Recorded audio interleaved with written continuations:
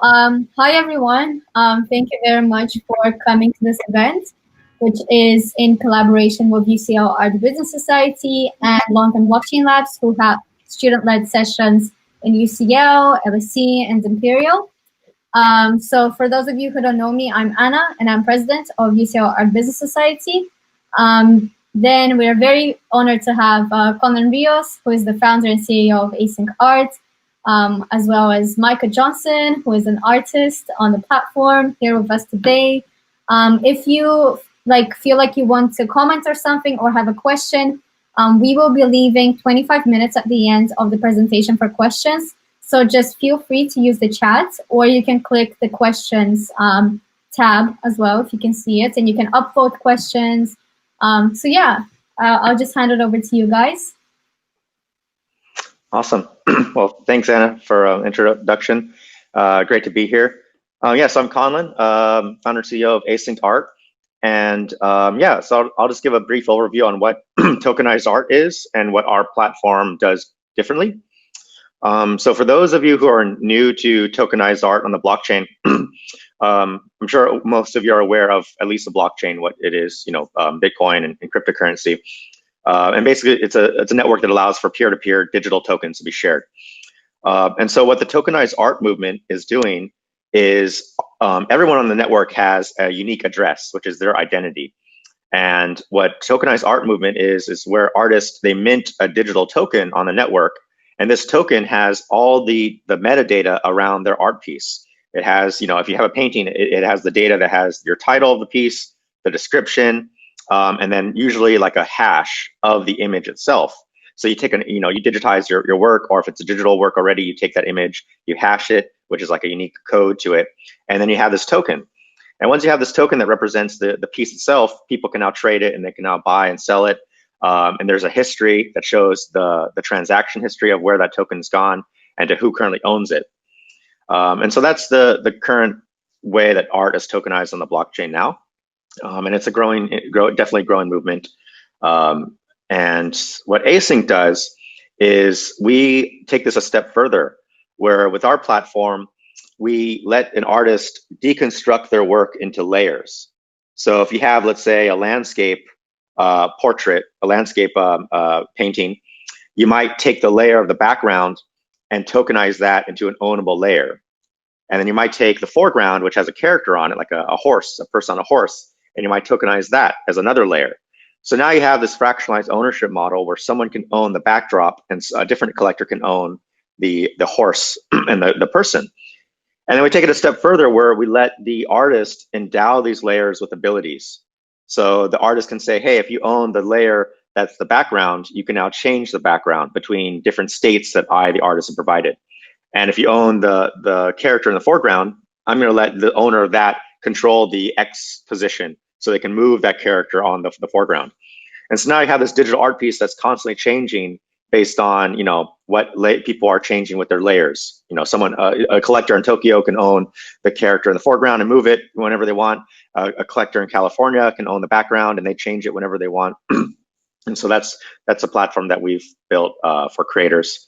And then you can take it a step further where you have layers actually changing based off of time. So you can say, hey, this third layer, which is the sun, I'm going to tokenize that and have that change to a sun or a moon based on the time of day. And so yeah, that's the platform we've created. And yeah, and Micah can talk about his piece that he's doing with it. Yeah, thanks for everybody for joining today. My piece only is possible through blockchain and through what Conlan and the guys that everybody at Async has done. What I wanted to do was focus on two subjects who have an adverse situation where the cards are stacked against them at a young age, whose dreams seem unattainable, and certain resources are not provided to them. And so their chances of achieving dreams is drastically lower.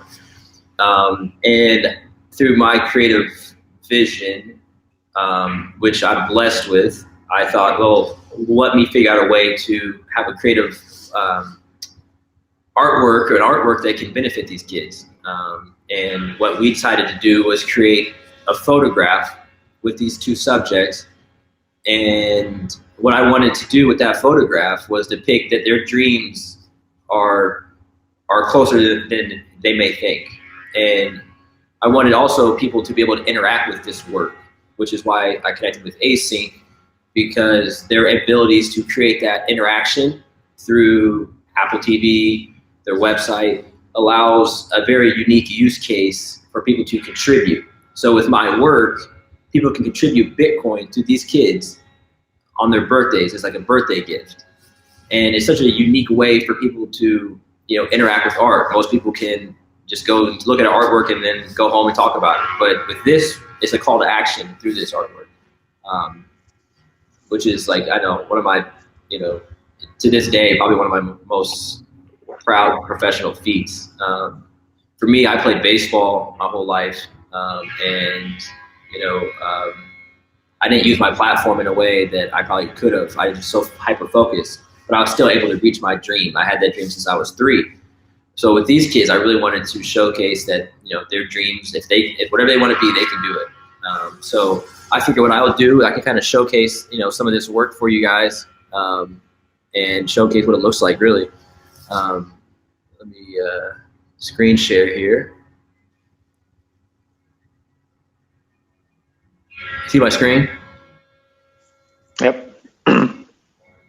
So this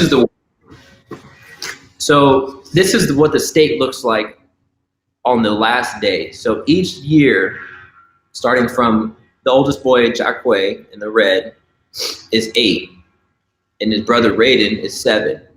This work lasts 11 years, and this image right here is what you'll see when Jacque turns 18. That door you see is symbolic because it starts out closed. So right now it's completely open. So it starts out closed, and each year on their birthday, it opens up slightly more to reveal them face to face with the astronaut. The astronaut is the symbol I've used in my artwork to represent a dream, a very high, almost seemingly unattainable dream, but people achieve it. So if people are achieving it, that means anybody can achieve it. So that's kind of my symbol. So each year it opens up slightly till it reveals this image. And it's a very important image, a very powerful image, because the first time we met these boys and we got on location here, Raiden had put the helmet on, and I asked him if he wanted to be an astronaut. And he said he's not smart enough to be an astronaut. So this boy is 7 years old, and he already thinks there's limitations to his dreams. So that, for me, hit me really hard, because he has no idea if he's smart enough or not smart enough to be an astronaut. And the fact that he can even believe that at that age, it's heartbreaking. So here he is at 18, face to face with his dreams. And another cool thing, I'll show you guys kind of the elements of this piece and what Async has done. This is a night mode. So from 8 p.m. until 8 a.m. Pacific time, this work will go into night mode. So if it's on your TV or it's on your computer screen, it'll automatically update to time. And then another very crucial part is the birthday. So on Jacque and Raiden's birthday, a list of what they want to be when they grow up pops up, along with a QR code that allows viewers from around the world to contribute Bitcoin to a specific Bitcoin wallet. That when the boys turn 18, will be dispersed to them. All 100% of the contributions and earnings will be contributed, will be given to them. And the importance of using Bitcoin in this scenario is that historically the financial system in the United States has been incredibly prejudiced against the Black community, all the way back to redlining, to certain people being able to get loans and not get loans, small business owners. So this is a way to create this kind of wealth and opportunity in the Black community. It's going to benefit these boys, but on a broader scale, the idea is that other people can see this in the Black community and realize the potential of owning Bitcoin and what it can do for them in the future, in spite of the systematically oppressive financial system that is currently operating in the United States. So that is probably the most important thing. And here's Jacquay and Raiden. First time I met these boys, their energy is infectious. And now they want to paint just like me, and they send me their paintings, and it's really powerful to see these boys and like the connection we're building. But these boys lost their father recently. Tragically, he was murdered. So these boys are now trying to navigate life through the COVID, e-learning. Their mom's done an amazing job. So the odds, are drastically less for people who grow up without a father. So what we're trying to do here is just give them opportunity, access and opportunity. And from on December 7th, this work, to my knowledge, will be one of the first NFT works on the blockchain to be displayed on a billboard in public. And this will be in downtown Los Angeles from December 7th through January 10th. And Async and I are working on ways to create that programmable element so that throughout the day it is constantly evolving. I'll stop sharing my screen. So that's the premise of the work. I mean, obviously there's two important reasons why I chose to use the blockchain. One, obviously, is the Bitcoin, the financial decentralization, and kind of like a way to showcase the power of Bitcoin in the Black community. Secondly, it was to show the other, digital artists, photographers, cinematographers, even content creators, the importance of true ownership of their work on the blockchain. Up to this point, the prices of a painting versus the price of a photograph are drastic just because of that authenticity, that true ownership. Well, this work, people can own my master work. So when it's on the billboard, when it's on your TV, there's only one true owner. And that true owner has the ability to change the astronaut state. So that astronaut has 3 states: helmet on, helmet coming off, and helmet off. And that true owner of that work in real time can adjust your screen to reveal who is the astronaut or tease you a little bit by having the astronaut helmet come off. And for me, that provides such a dramatic use case for digital artists and content creators, especially with social media being so big. People have content that's shared all the time, but who really owns it? Well, with this, like the guy or girl, whoever owns this work has the astronaut layer, and he's the true owner of this work. So if anyone has any questions, maybe they can put it into the chat.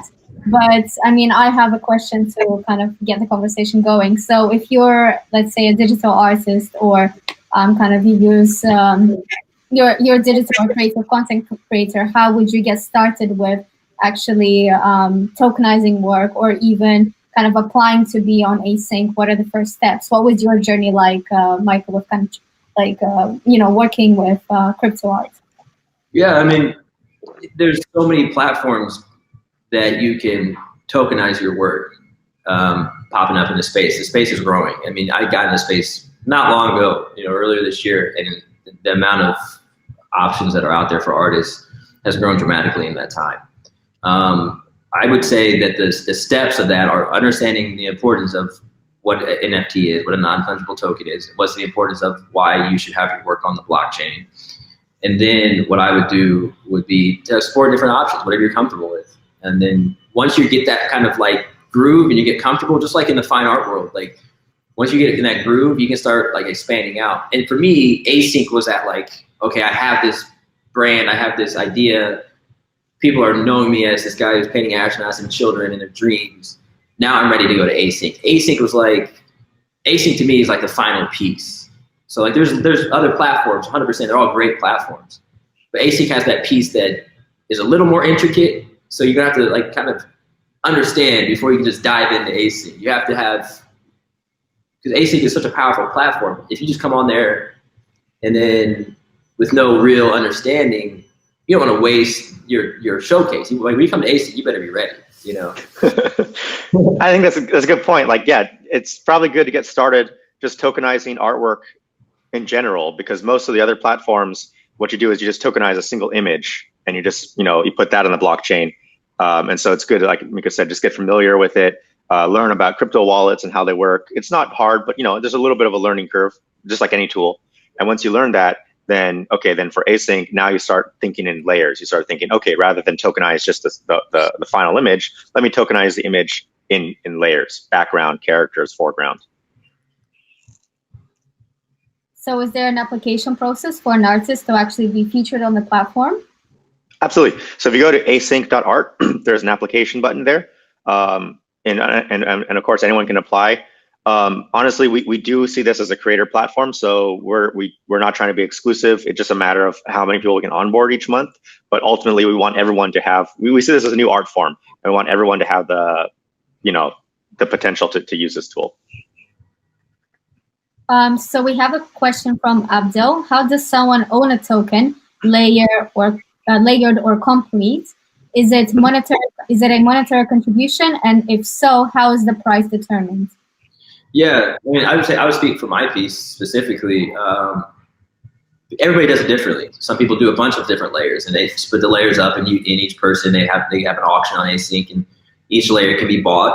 And then there's a person that owns the matched work.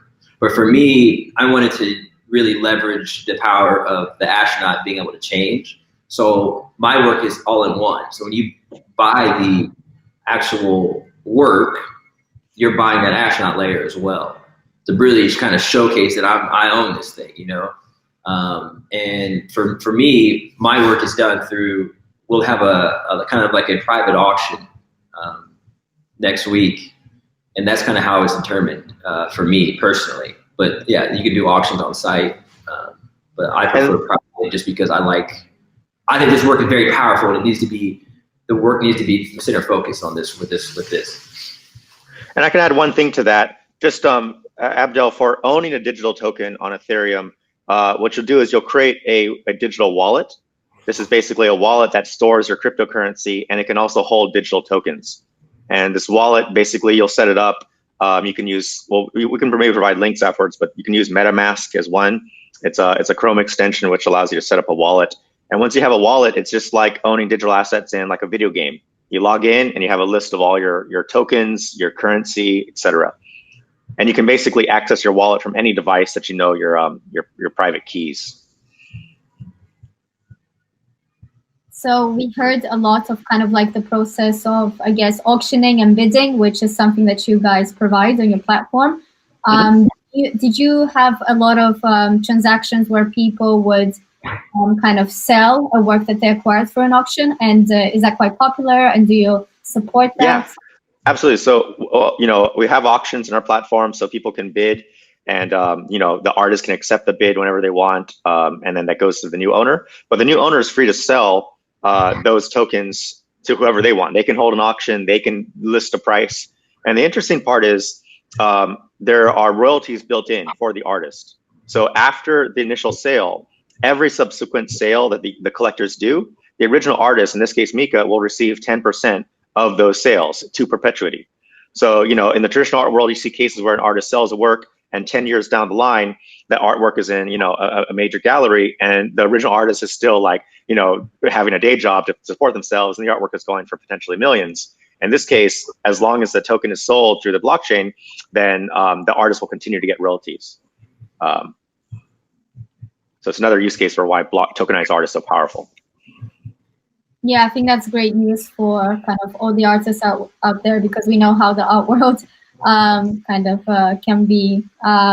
So if we think out even further down the line, what happens, kind of a negative thought, but what happens if Async as a platform does not exist anymore? Or Sure.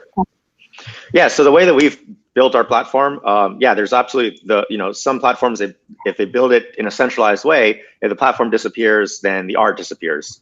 What we do is we use another decentralized network called IPFS, Interplanetary File System. And so we store the artwork on there. And so theoretically, if Async were to disappear, the tokens still live on the Ethereum network, and they point to the artwork on the IPFS network. Our renderer that we've developed is open source and public. So anyone could take that renderer and continue to point it at the artwork and say, okay, what does it look like right now? So the idea is, even if Async goes away in 100 years, as long as the Ethereum blockchain is still running, then people can basically still render this artwork. Thank you, Odyssey, for the link. We try to build everything future-proof. If we don't exist anymore, will this art still exist? So I believe we have another question from Grigori. In the traditional art market, if a major work is sold, the general public still has a chance of seeing the piece if the collector chooses to lend to a museum or gallery. Is there a similar opportunity to lend the given artwork for public display? Yeah, I think this work that I have right now is probably a good use case of that, right? Like, I mean, obviously, like this work lived on Apple TV, so anybody can see it on Apple TV. But the fact that it's going to be on a digital billboard kind of lends that. I guess it answers that question. Like, we're lending it to that space to display this work. Yet that person, whoever it may be, who owns this work, still owns it. Like, you know, it's almost like it's just on display, right? It's a cool way to display it, like, you know. I can add one thing to that too. So Gregory, I think what you're saying is like, does the owner have a way to like rescind, you know, that ownership? If they want to temporarily give it to a museum and rescind it, and with digital art, you can't really do that. Anyone can basically see it at any time. But for Micah's piece, there is that layer control. So what the collector could do in this case is, if a museum wanted to let people viewing the art change the astronaut, the person could lend the layer token and say, hey, I'm going to give this museum that layer token. And so now if you want to control the astronaut for the day, you got to go in person to like that installation at the London Museum of Modern Art and change it there. And so yeah, that's technically possible now. That would be great if a museum wanted to do that, and we'll absolutely work with them to do that. But it is possible. That's what the layer tokens do. So if you know any museums out there, get them up. Yeah, I think it's great because yes, it's not like you would have in a traditional setting, but again, that paves the way for more innovative and interesting ways of curating the art that is on Async. So, you know, you have the billboards kind of project right now, and, you know, who knows what will happen in the future with kind of like museum display, installation, maybe even like lending it to a website for kind of like a certain period of time, or like some sort of digital festival. And I think that's great news for people who are, you know, not on the artist side of things and not on the collector side of things, but are on the side of things of trying to kind of maneuver for this new digital language and digital culture. And instead of trying to emulate kind of physical ways of workings and emulate how how buying, purchasing, and lending works in the physical world, it's always good to be more innovative and be ahead and actually find something super interesting. And in this way, you're kind of almost exploiting in a good way the opportunity for the digital work not to be static. You know, conceive this idea of the layers, and that's unique to a digital work. That's not something a real work can do. And you're right, there is a lot of kind of reproduction and digital reproduction and photo taking and whatever, but because the artwork is so immutable and because the artwork changes a lot, you can't guarantee how the artwork looks at the moment, which is something the owner could feel proud of in a way. So we have another question that says, is there a GitHub for async code? Yeah, so I posted a link there for Hidden Forces. And then, yeah, and so for the next question from Sanketh, can the art be destroyed? So this is really interesting for digital art, on the tokenized art. Some platforms allow you to burn a token so that the token just doesn't exist. With Async, we don't have that in our smart contract code, the ability to burn a token, because you could, it needs all the layer tokens in order to render properly. But what you can do is you could send the token to an address at which no one has access to anymore. These addresses are called burn addresses, because if you send a token there, they're effectively locked because no one can retrieve them. So what you can do in this case is you could send a layer token to a burn address, effectively freezing that layer in that state, so no one could change it again. That's how you could destroy it.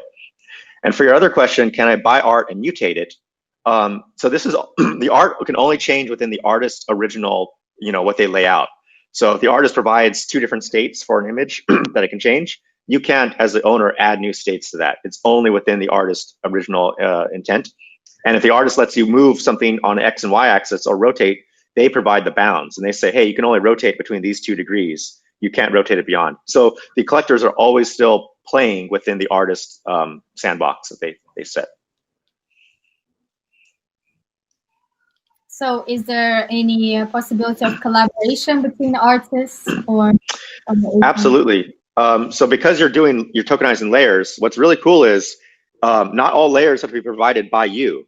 So if you're collaborating with another artist, maybe you provide the background and you tokenize that layer, and your other artist collaborator comes in and they create the character in the front and they tokenize that. And so now you have this painting that has different layers provided by different artists. And so collectors can now buy the layer from the artist that they follow.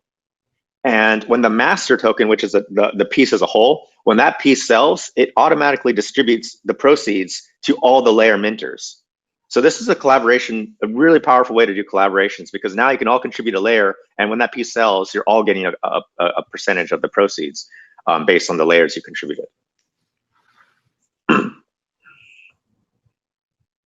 Music is becoming, you're seeing a lot of it now, a lot of it. I don't know if anybody remembers when Wu-Tang came out with that album a few years back and only released one album, and went to market for like $2 million or something, right? Imagine if that was on the blockchain and there's true ownership of that, right? Like true, I can prove I own that Wu-Tang album. So like you're seeing a lot of people, a lot of musicians starting to come on, like, okay, music industry is ripping me off. I'm not seeing anything coming back my way. So why don't I just take my music on here and give it to people to have true ownership over? So you're seeing a lot of that emerging recently. Yeah. And we also definitely will, music is definitely something we're looking at, Sanketh, because you could imagine that you could deconstruct a song into tracks, a chorus, and so forth, and then tokenize that. So, thank you, Hidden Forces. Once Upon a Time in Shaolin. Nice. Oh, yes. There's a great focus on tokenizing the layers in digital work. How would that work for physical artwork? Yeah. Honestly, that's pretty challenging.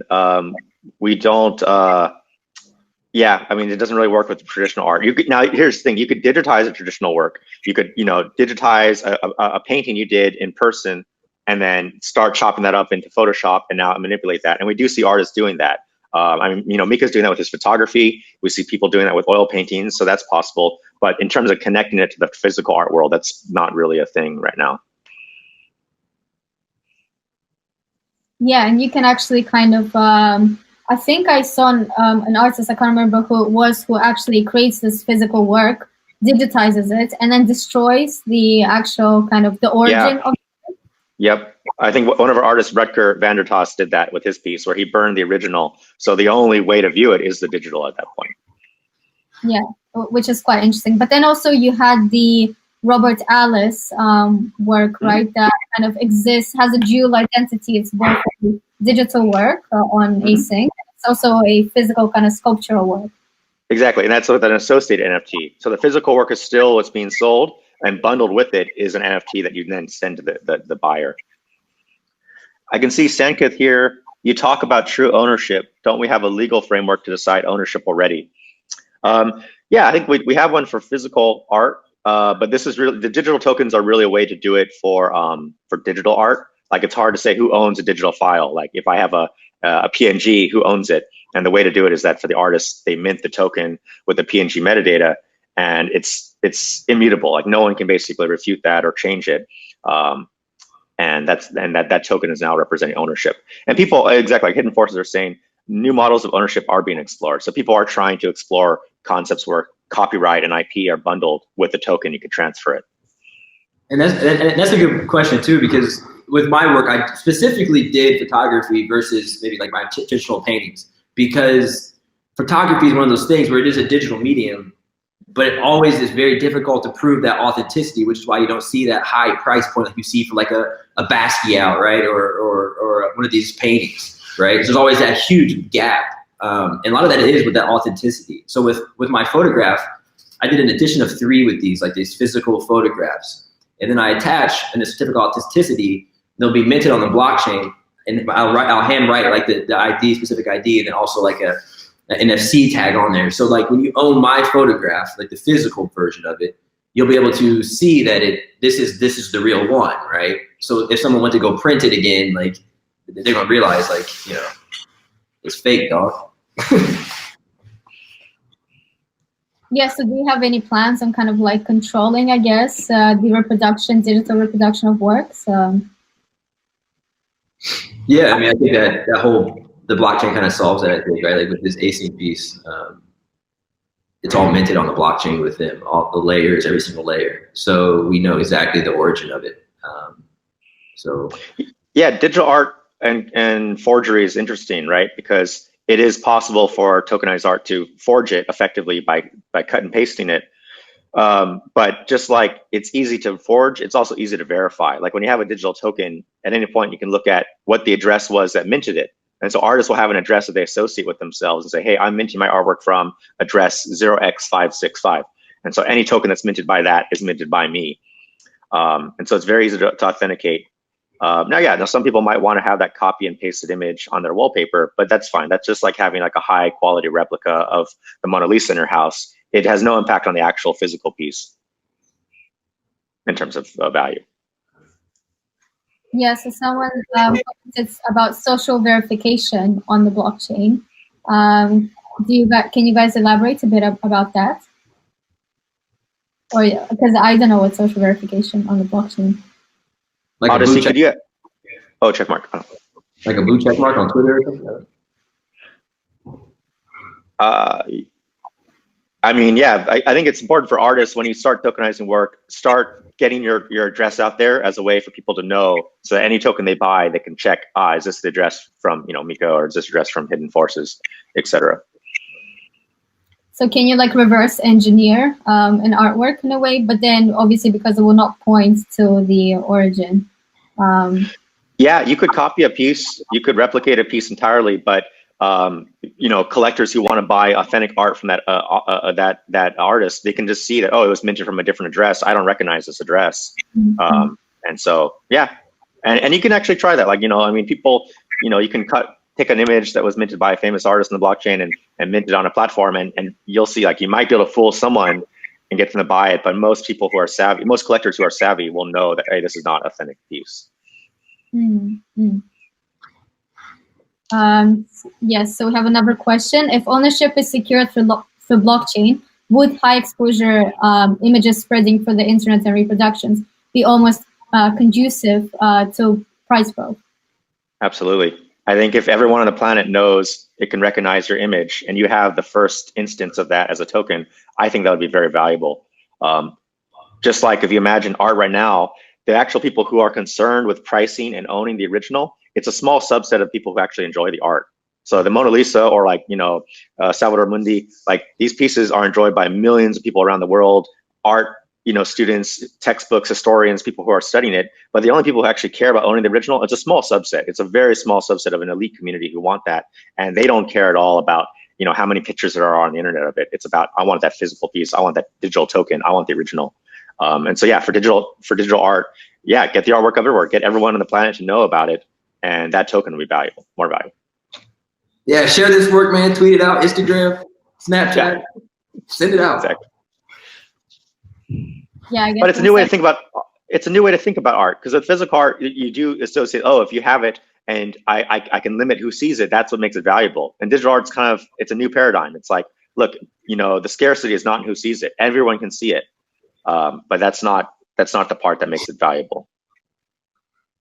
Yeah. I was just gonna add that it's completely true that maybe Mona Lisa wouldn't have been as famous as it is now because without its digital reproductions and without all these people. Because if you go to actually see it physically, there would just be tons of people taking selfies in front of it. It's a selfie-making machine rather than just a Mona Lisa. Kind of the agency of the artwork really goes beyond its physical constrictions or and whatnot. Exactly. Most people will experience it through a digital medium only. Yeah. So when you were talking about artists receiving kind of royalties, every time it gets resold and kind of auctioned off, what happens after when the artist has died or has passed away? Where does that kind of money go? And is there sort of a protocol in place to kind of maybe transfer the ownership, like the creator, from the creator side of things? So that's a really interesting question. I mean, blockchain is so new. Ethereum has been around for 5 years. Everyone who's working on it is still, I think, alive at this point. So that hasn't really been. I mean, there are projects around like dead man switches, where like the access to your account goes to a different person if you don't check in once a year or something. There's no definitive standard yet set, but yeah, right now, if an artist dies, if they didn't give access to their wallet to their friends or family, then that money will just continue going to that address and effectively be lost. So I think it is important for artists, if write down your private keys or something and put it in a safe, in a safe deposit box or something. Just make sure that your people after you can get access to it if you care about that. And I mean, we'll see solutions. The blockchain is composable. People are constantly building new types of wallets and new types of contracts, and we'll see a solution to this. I think the issue is that everyone who's working on it, they're not thinking about it right now because we're all I'll tell you what, that's a good point, because like with this work that I did, it spans 11 years. So if something happens to me and the boys, everyone's contributing every single year to these boys, I had to safeguard and ensure that if something happened to me, that those private keys were still accessible to these boys when they turn 18. So like I had to take some very important measures to safeguard against that. So Abigail, I think, has a question.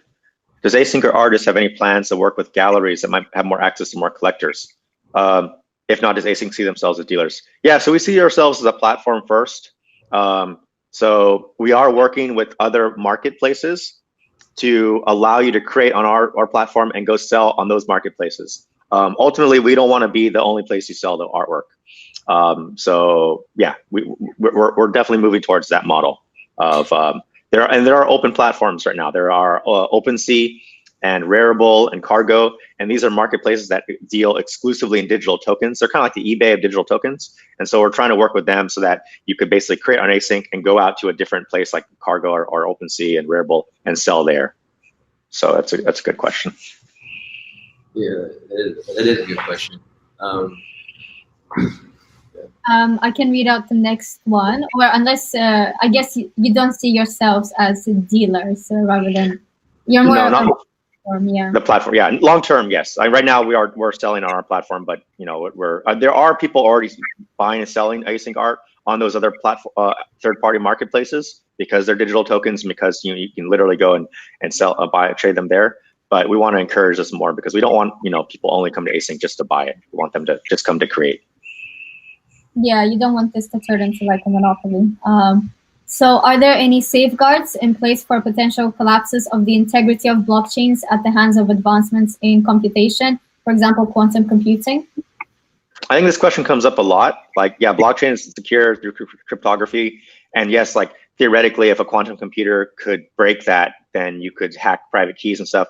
I think my stance is that if that happens, then there's a lot more vulnerable things than blockchain. There's nuclear codes and city, bank accounts and government stuff. So those are gonna happen. The artwork. Yeah, artwork's a pretty small market compared to the. Like, yeah, I forgot all that Bitcoin. I got art. I got the wrong thing. That's a good question.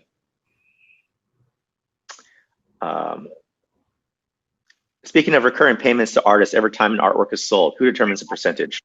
So the platforms determine the percentage because the platforms are the ones who deploy the smart contracts and write the code. 10% is kind of an industry standard at this point for secondary sale royalties to artists. Async was one of the first platforms to lead with that high amount. That was in response to artists. But yeah, 10% is basically the industry standard at this point. All the other platforms on blockchain typically do that.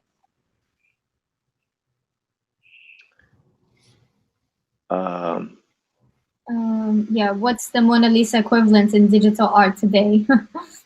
So I can't speak to digital art as a whole. I think that would be overstepping, but I could say for Async, our first Genesis piece was called The First Supper, and I can link to it here. The First Supper was a collaboration by 13 different crypto artists at the time, and it's kind of a remix of Da Vinci's First Supper. Last Supper. And basically every artist, I can actually share my screen real quick here. Can you all see my screen? Not yet, at least not for me. Oh, there we go. It's fine. Yeah. Okay, yeah, so this piece was the Genesis piece of Async art, and it was, collaboration between 13 prominent crypto artists. And what you see here is every single layer in this piece is effectively tokenized. So each character at the table is a different artist who did that piece. The bookshelves, the doors, the ceiling, the paintings in the background are different layers. The table is a different layer. And all of these layers have different abilities. So if you own, like, let's say the character in the middle, you can change the state between 3 different states. If you own, some of the characters in the back can actually walk around. It's a very loud and noisy piece, but this is just kind of an example of what async can do. And yeah, you can see down here, it broke CryptoKitties records at the time. The master token sold for about $20,000 worth at the time of ETH. And these are each of the layers that can be owned in this piece. And the cool thing is each layer has its own name and description. So this is a piece, not to derail too much, but this is a piece by an artist named Josie. And you can see that it has its own name and it has its own description.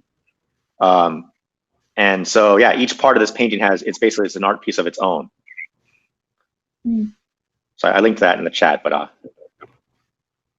yeah. So we have another question from Aliona. If the current owner of the artwork / layer dies, is it inherited just like any other property? Yeah, I mean, legally it would be, but technically if you don't give access to your keys or your seed phrase to any one of your loved ones, then it basically dies with you. So that's something to be aware of, that if you want your loved ones to have access to your wallet after you die, you should give them access to it somehow.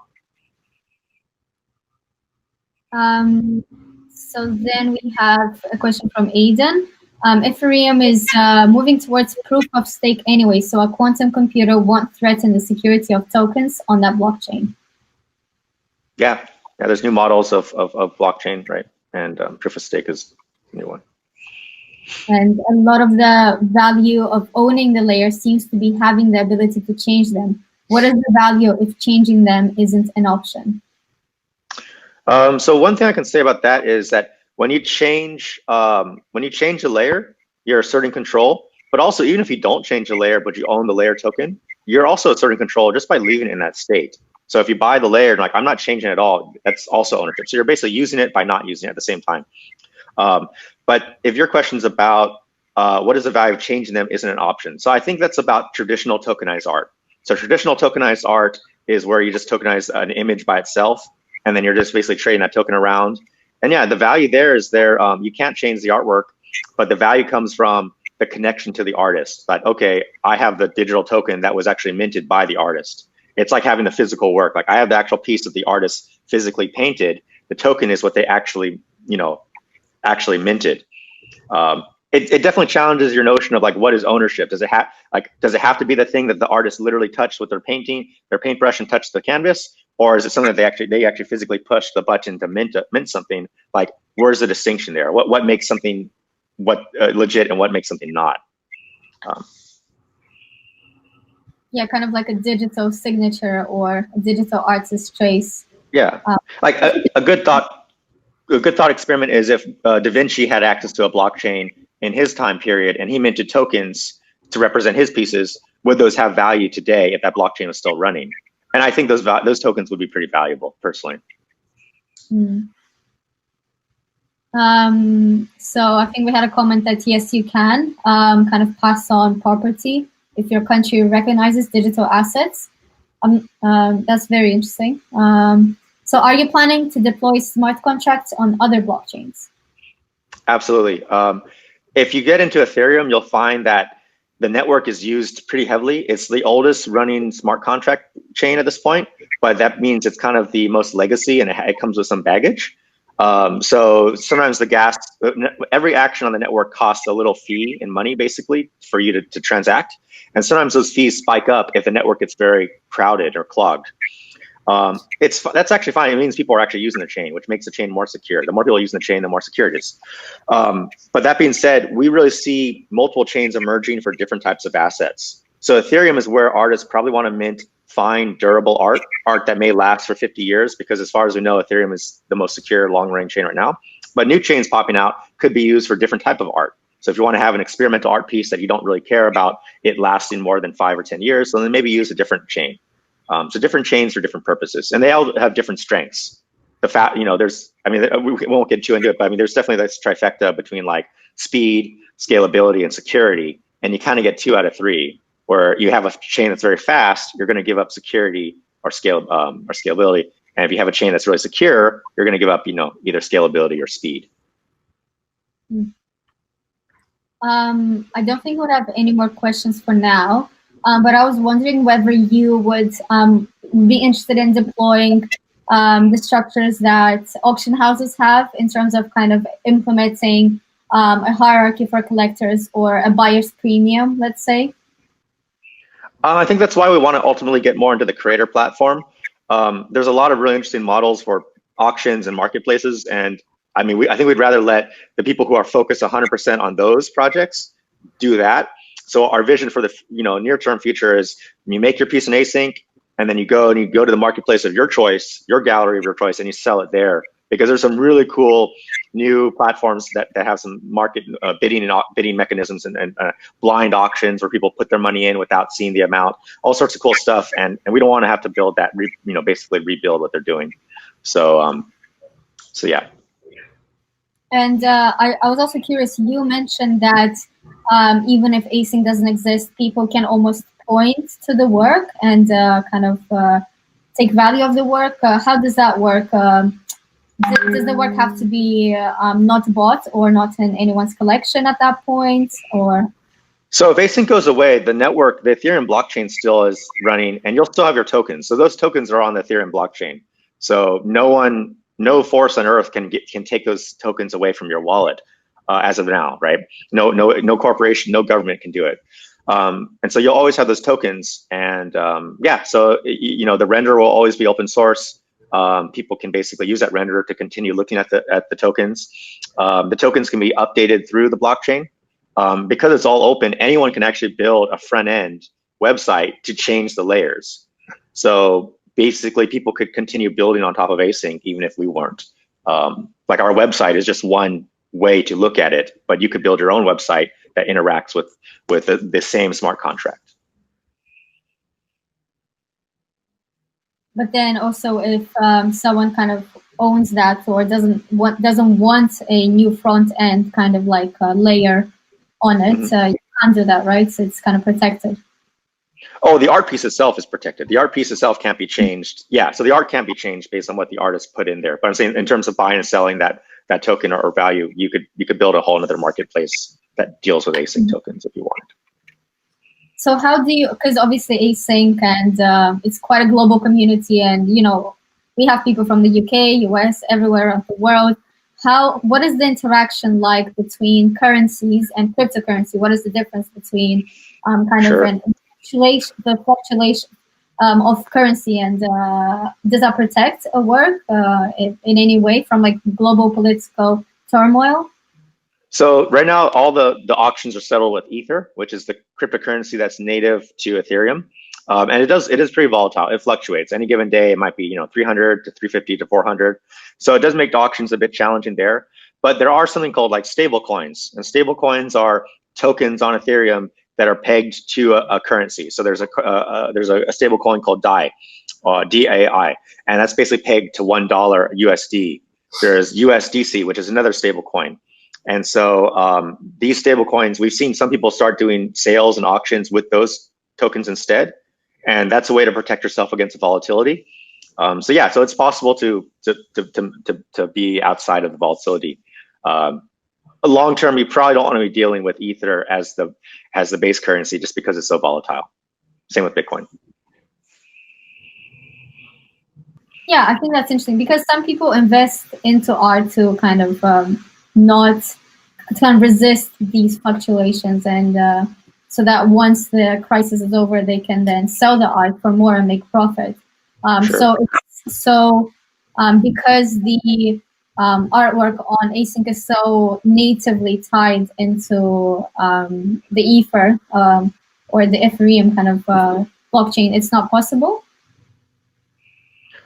So yeah, you could try to store your value in an art piece, a digital art piece. I mean, most of all our pieces are settled with Ether, but it shows the USD value, and so USD really is what drives the reselling. So even if Ether spikes up, people are only going to buy it at the same more USD value. If Ether goes down, you'll have to use more Ether basically to get that same USD price. So USD still drives the sales, the value. Okay. I think we have a you from Corey. As you've pointed out, collectors are an incredibly small elite. The big financial successes for artists come through being noticed by the small group.